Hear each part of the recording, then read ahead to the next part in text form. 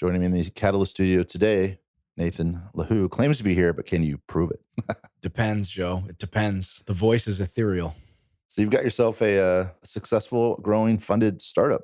Yeah, I think by most standards of measurement, we could say that for sure. Absolutely. That's great. I believe I remember remnants of this idea way back when, a couple of years ago, you had talked to me about it when it was just as they say, glinting in your eye. And so tell me about the early sort of days as you were taking it from that idea into a real thing. Sure.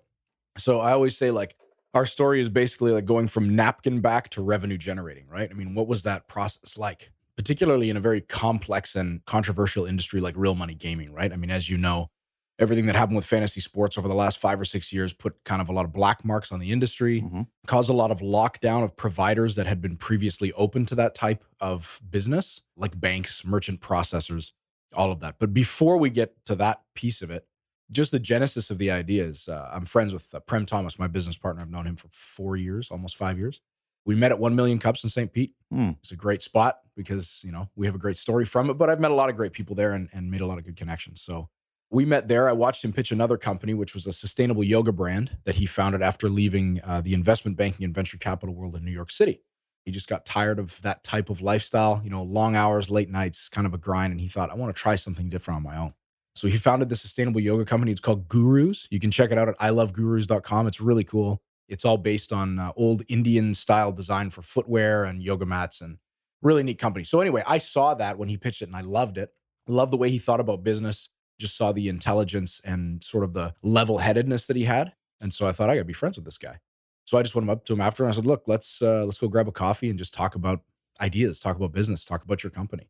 So that started a great friendship. And we'd get together every few months and discuss new tech and new ideas and, what's cutting edge and what's going on in St. Pete, what's going on in the rest of the world. Where's the tech market in particular moving?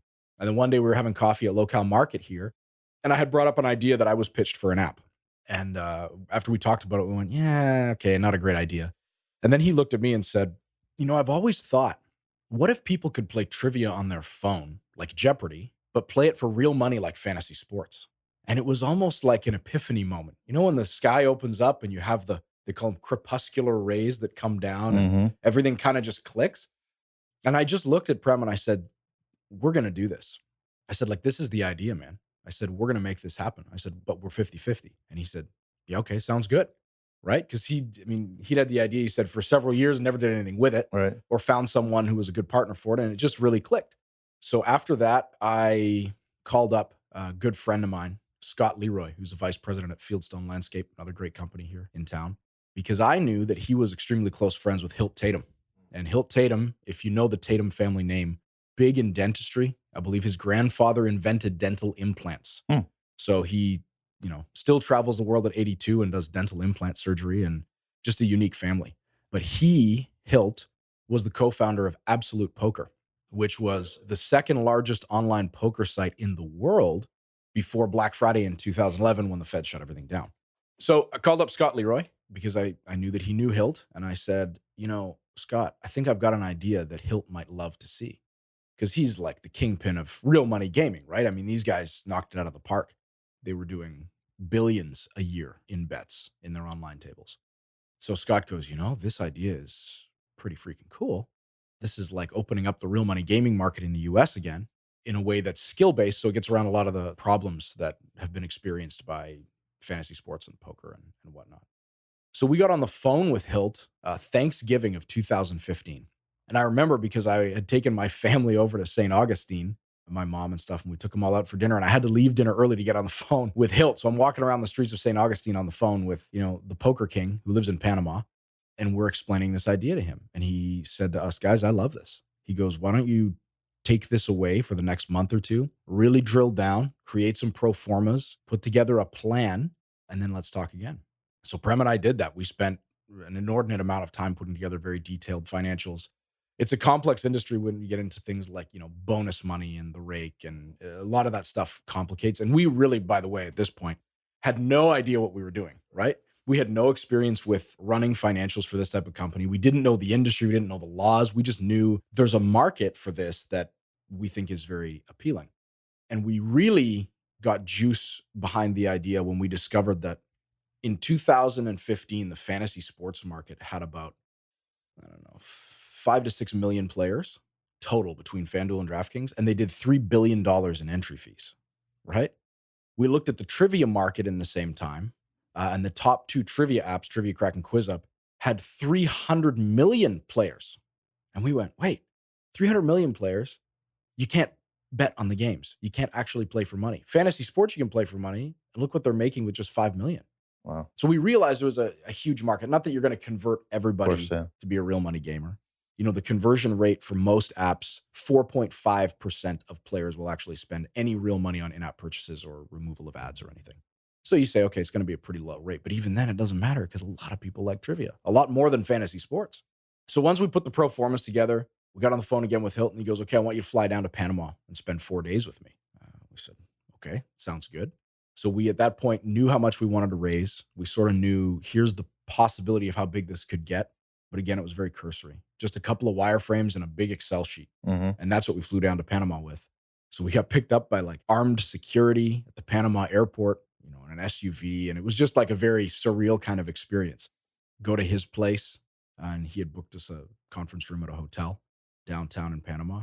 And within 4 hours of landing in Panama, he said, I'll fund this. It's a story you almost don't want to share because it's not really that easy to raise capital, right? Yeah. For a startup idea. It just happened that I had the right people in our network. Prem and I were a great fit together. Yeah. I'm much more aggressive and emotional. Prem's more like reserved and level-headed, so it's a great mix. Right. We complement each other, I think, in a lot of ways. I wish he was here today. We have fun in interviews together, but he's traveling, so maybe we'll do this again after the next race. So anyway, that's how we got the funds, Joe, for the beginning of the project. I mean, this is a great story in about 10 different ways. A, I love that it started at 1 million Cubs. B, I love that it was, I like your brain, I'm going to go talk to you. And then there was a stick-to-itedness where you just knew you liked communicating and interacting with him, and you just kept going until the idea came. And then you took the idea and did something with it and did the right things with it, and got in touch with the right people and put in the time. And, you know, it's such a clean story. It's just fantastic. It's all intentional. It's all, you could say there's some benefit to having that person sort of as a node in your network, but you also knew that and went out and aggressively tried to get that contact. So that's a cool story. Thanks, man. Knowing is half the battle, but I will say it wasn't clean. A lot of missteps and a lot of trials. But yeah, how do you, I can imagine it's easy to find that kind of information out about gaming and the intricacies of the rules. It's, you know, it's other than just looking at legislature. Were you able to contact people that work for poker sites or work for other similar sites? How did you get the information to understand how you could propose a rake structure and propose a membership structure and get around the gaming laws and things like that, or work with them, not get around them, we'll say. yeah. Yeah, we'll be careful how we phrase it, right? You know, that's a great question. The problem with this industry is also the beauty of the industry, which is that it is extremely hard to break into because of the lack of information about it. It's very nascent, particularly in North America. Overseas, it's not, right? You go to the UK, there's a betting shop on every corner. Everybody understands how it works. It is very, very hard to find any information, not just on skill gaming, but on skill gaming that's not related to fantasy sports, right? And fantasy's got its own unique carve-outs in a lot of laws, so we couldn't rely just on information from fantasy. So honestly, it was just a lot of Googling, a lot of reading documents, reading legal opinions, going to the 7th page of Google to find some long buried postulation by an attorney on here's why the gaming laws will allow for this. So it was just a lot of hard legwork on our part. We did get connected with an excellent firm after a lot of searching in New York that specializes in gaming and gambling law. That's all they do. Sweepstakes, casinos, games of skill. And they were able to provide us with all of the legal documentation we needed to cover us on federal level and also in every single state we needed to release in. We had been quoted as much as $250,000 to have that work done. I had other firms we'd talked to, big national firms. Right. But these guys had a great package price, and we were just very fortunate to find them. And they've been our counsel on these matters ever since. You know, you're kind of moving into a new niche in the space. Was your mindset that you want to get all your ducks in a row in advance and show it to the politicians, show it to the authorities, show it to the gaming licensing boards and say, this is what we're going to do, so that, you know, you didn't have that always waiting for a shoe to drop kind of feeling? Because if it does, I can imagine the first thing they might do is either they come and want to talk to you, or if they're feeling a little more aggressive, they come and say, shut down until we figure this out, right?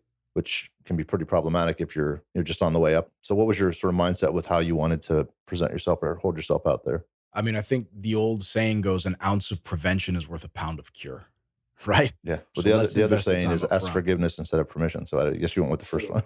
True. We went with the more conservative approach, but there's another reason for that, which is that if you want to get any sort of banking, payment processing, any sort of approval for advertising online, you must provide a comprehensive legal opinion for every state. So Facebook will not allow you to run any ads for real money gaming on their platform until you have a federal and state level legal opinion that you provide to their corporate compliance team and they vet the product. Wow. So you actually can't even get anywhere. We know of some companies, one company in particular I won't mention, and they have a similar type of product they started online Hmm. with being able to play games of skill for money. They, in our opinion, did not approach it properly. We think they probably lied about a lot of things to get where they're at because we dug into it and played with their product and things like their MCC code, which is a code you need to register with MasterCard, Discover, Visa, Amex. You have to register a code with them and have their compliance attorneys vet your legal documents before you can use their cards for real money gaming. Hmm. The MCC code being used by this company has nothing to do with real money gaming. Mm. The only way you can do that is if you lie in your application, Right. right?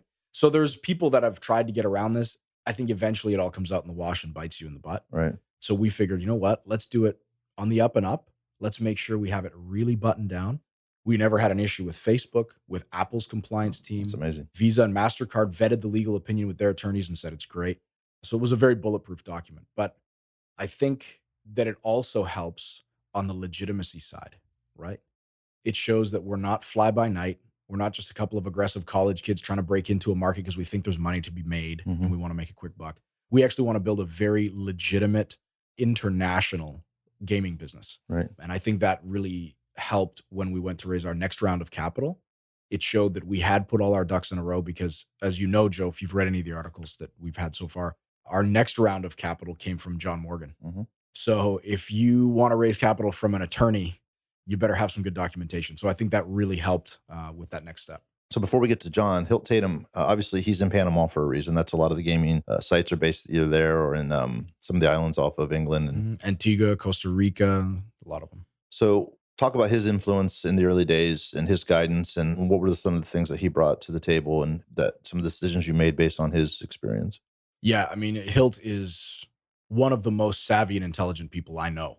And I don't just say that because he's an investor. He really absolutely delivers on the mystique that surrounds somebody who's run a multi-billion-dollar company.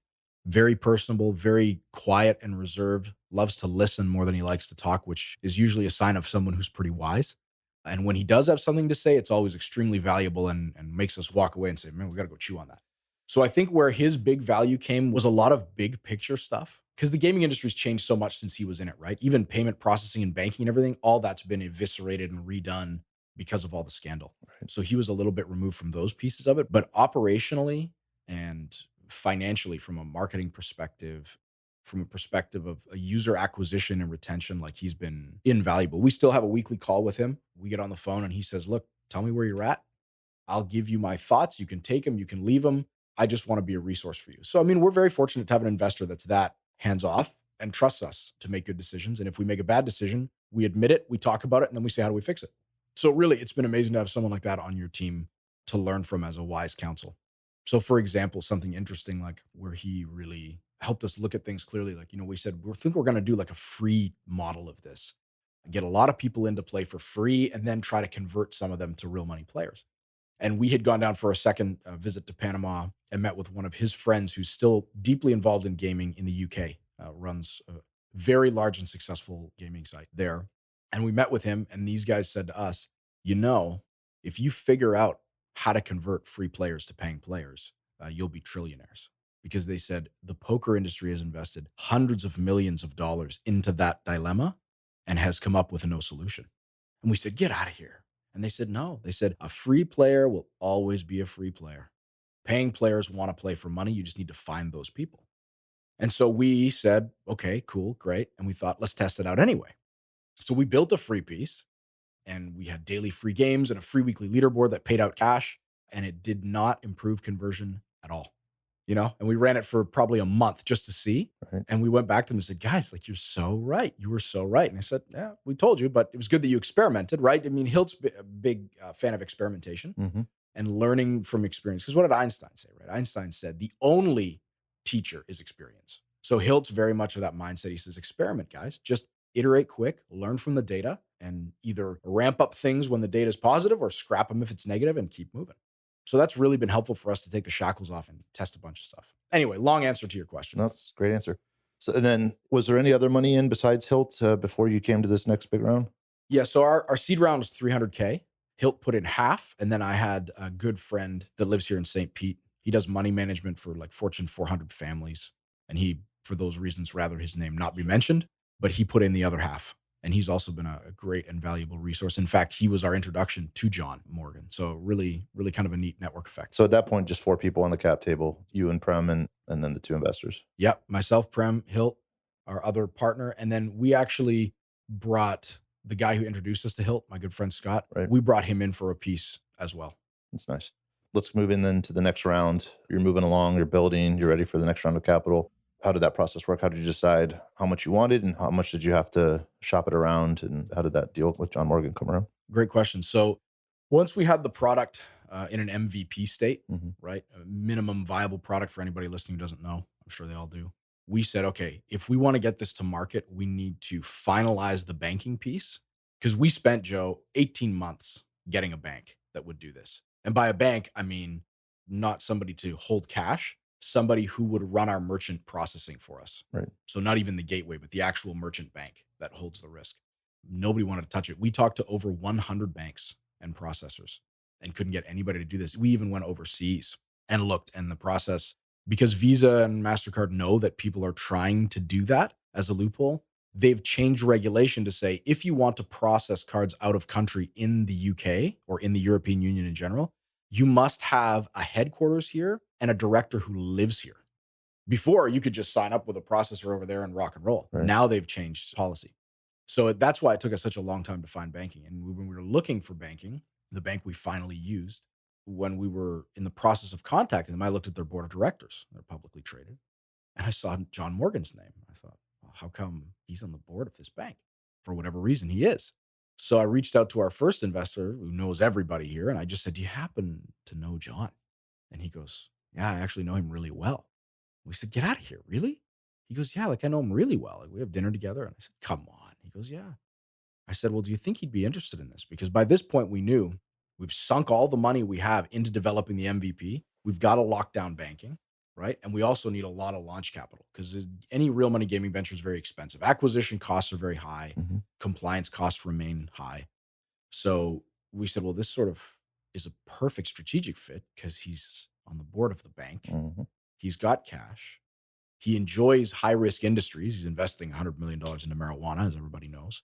So he's kind of like a very unique outlier that sort of fits where we are right now. So we said it's worth a shot. So our investor said, well, yeah, let me call him.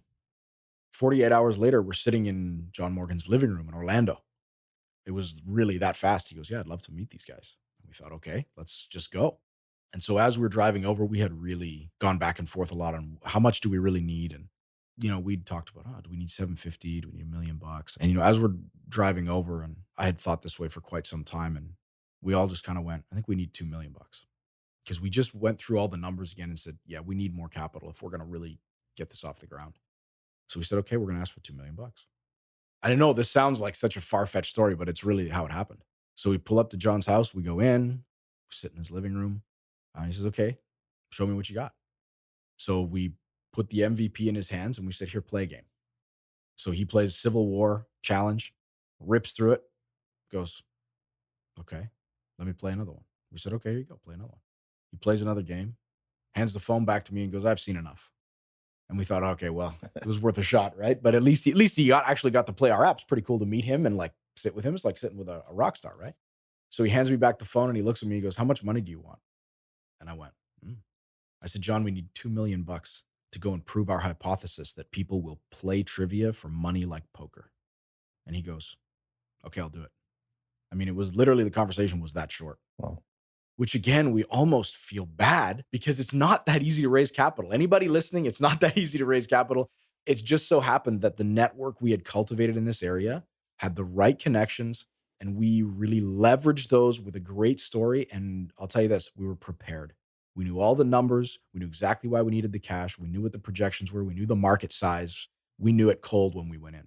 So if you're not prepared, even the right opportunity is going to walk away from you, right? But that's exactly how the conversation went. So then we went and had drinks over at his bar and drove home and celebrated. And then 2 months later, closed all the documentation. And that was the angel round. We call it the angel round because we're about to do Series A right now. Yeah. Cool. Well, I've enjoyed the conversation. I appreciate you coming in, because you have a very appreciative understanding of where you came from to where you are now for, people who are aspiring to get into a funded situation like you are now, working on your third round. What's it like to be on the other side of that? Is it worth the struggle? No question. I mean, there's no question. Nothing that's worthwhile ever happens fast and ever happens without a lot of blood, sweat, and tears. I mean, it just doesn't, Joe. And you know that. You've built a lot of companies, a lot of brands. You've had a lot of sleepless nights, man, and a lot of all-nighters, I'm sure, as you've built all these different companies and probably some gray hair from it. I got some coming in too. So just know that. Like, know that from day one, whatever idea you have is going to be extremely hard work to prove it. And I don't drop that as the plug for the company name, but that's legitimately what it's going to be. You're going to have to prove to yourself that it's worthwhile. You're going to have to prove to interested investors that you've thought through the size of the market, the monetization model. I'll say this too, to anybody who's young and trying to start a company and trying to get to know the right people, right? How do you even get into the right circles to be able to sit down with someone like John Morgan or, Hilt Tatum and get not only investment, but intelligence and wisdom on building a business? Buy a lot of drinks.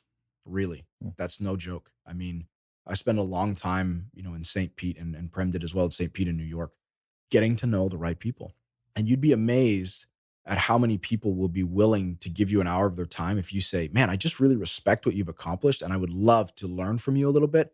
Can I buy you a drink one night? Most people will say, yeah, sure, man. People are flattered when you want to learn from them. And you don't do it to flatter them, but everybody's got that little ego they like to have scratched. And if you can say to someone, I really, truly value what you've done, buy them a drink and you will probably get farther than you will in a month of cold calling. Always give before you ask. Give something. Give them time, give them recognition, give them some Johnny Walker Blue. It'll come back to you. That's good advice.